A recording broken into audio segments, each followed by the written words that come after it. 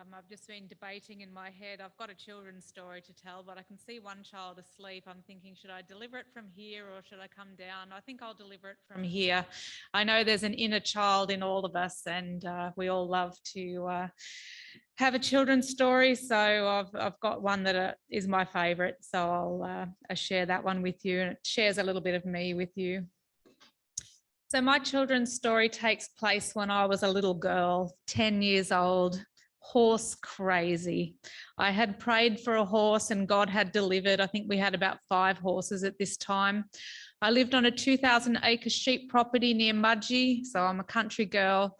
And every afternoon after school, I would put the hat on my head and clip it up because Mum wouldn't let me ride without it. I would put the bridle on my shoulder and off I would go to find my horse. Now that could take half an hour because it was a big property. So this particular day, I walked past the shearing shed. I didn't realise it, but my father and my brother were doing boy work there. I walked past a little gully. There was cherry trees in there. They were a bit bitter, but they were cherry trees. And it made a hairpin fork in the road.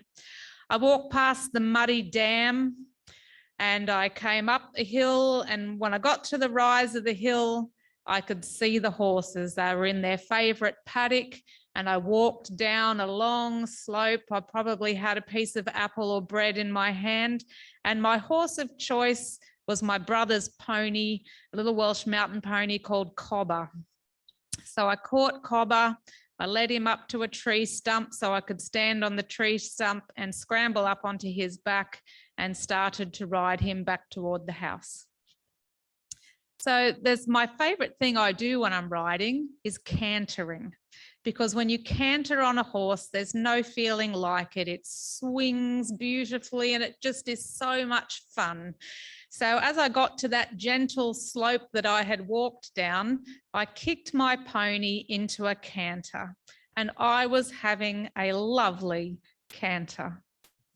All of a sudden, I heard a loud thundering noise.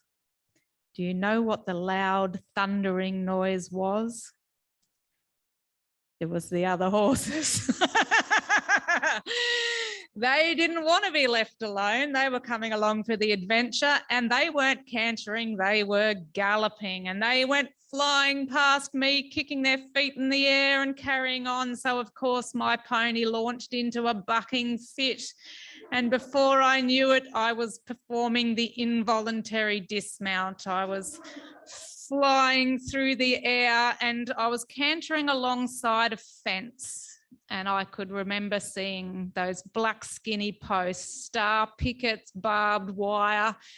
And from the trajectory I was on, I thought, I am going to hit that fence and this is going to hurt very badly. So I let out a scream, not just any scream, the sort of scream that you let out when you're about to be hurt really badly. It's loud, it's full of panic. But my guardian angel, I swear, must have given me a little nudge because I did not hit the fence. I did hit the ground. And as usual, this happened a lot. I picked myself up, brushed myself off. I had a very slight limp. And so I continued up the slope with my slight limp to go and find my pony. When I got to the top of the rise, I saw 2 things. The first thing I saw was all the horses in the dam. They were having a drink and they were smashing at the water with their hoofs, as horses do.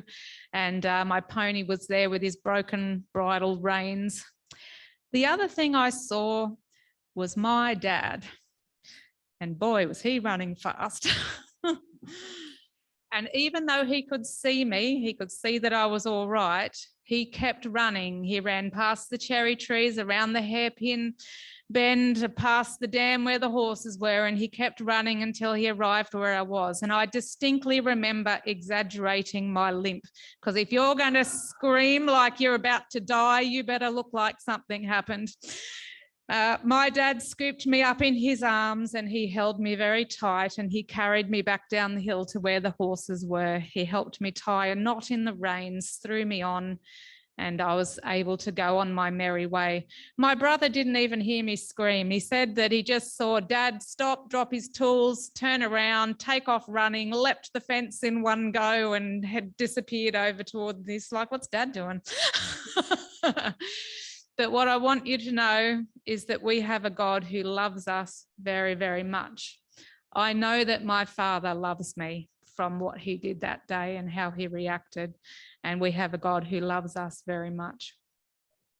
I've entitled my sermon today, and I'm getting to that age where I have to put these on. I've entitled it, "The Wisest Man That Ever Lived?" ? His name was Solomon. He had a very famous father, a father who as a youth defeated a seasoned giant fighter in front of both incredulous armies. A father who became renowned for army victories over many years and became the second king over Israel. He came to the throne at 30 years of age, and David ruled for 40 years. Solomon's mother, by all biblical accounts, was a very beautiful woman.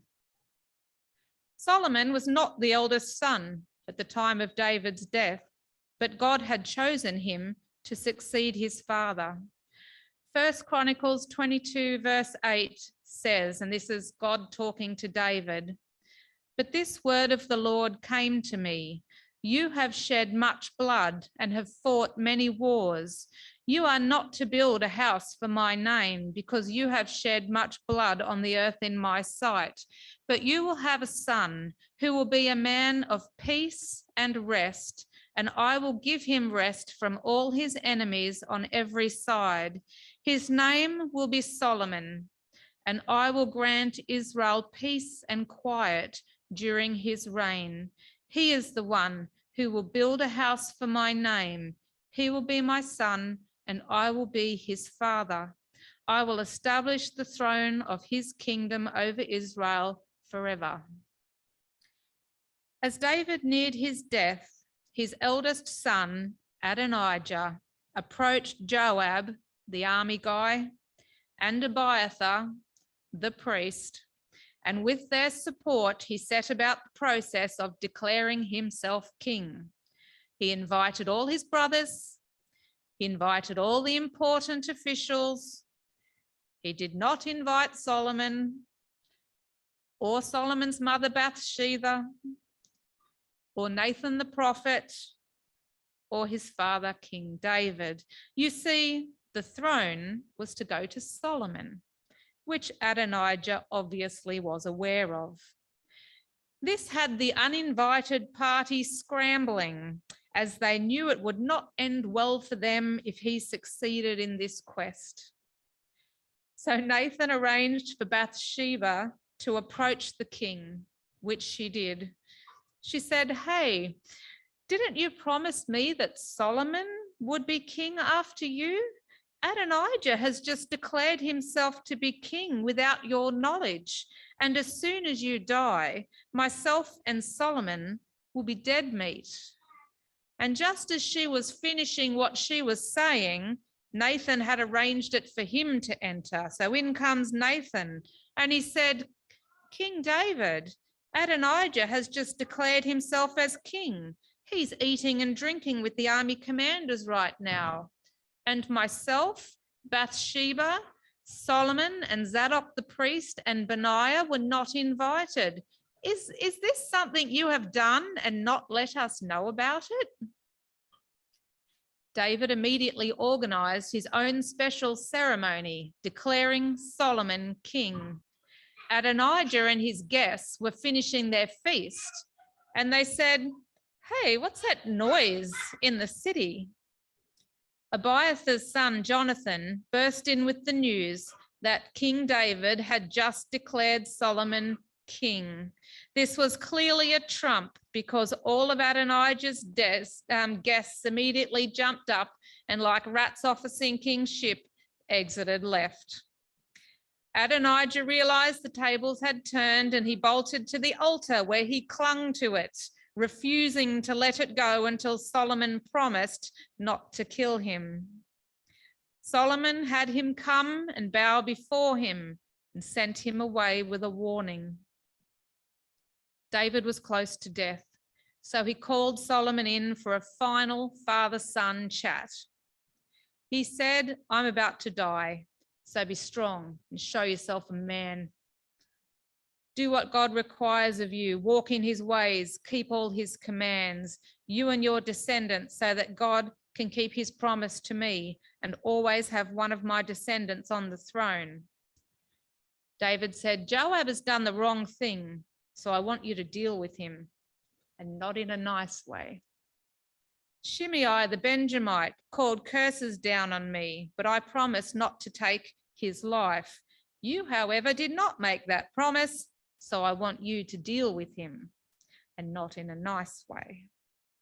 I want the people who stood by me when your brother Absalom was after me to be honored by a seat at your table." After the chat, David passed away. Adonijah asked for Abishag's hand in marriage, or as I call her, the royal hot water bottle.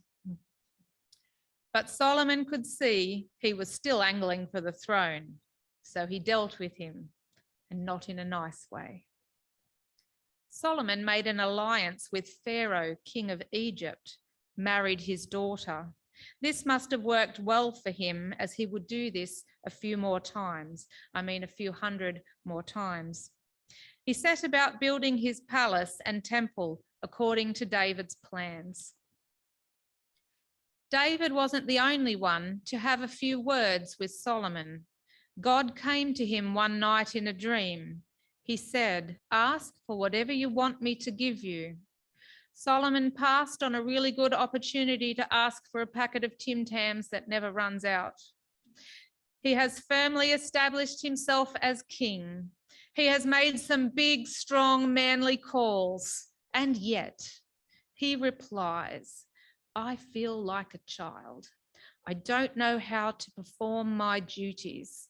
And feeling the weight of responsibility to do a good job, he asks for wisdom.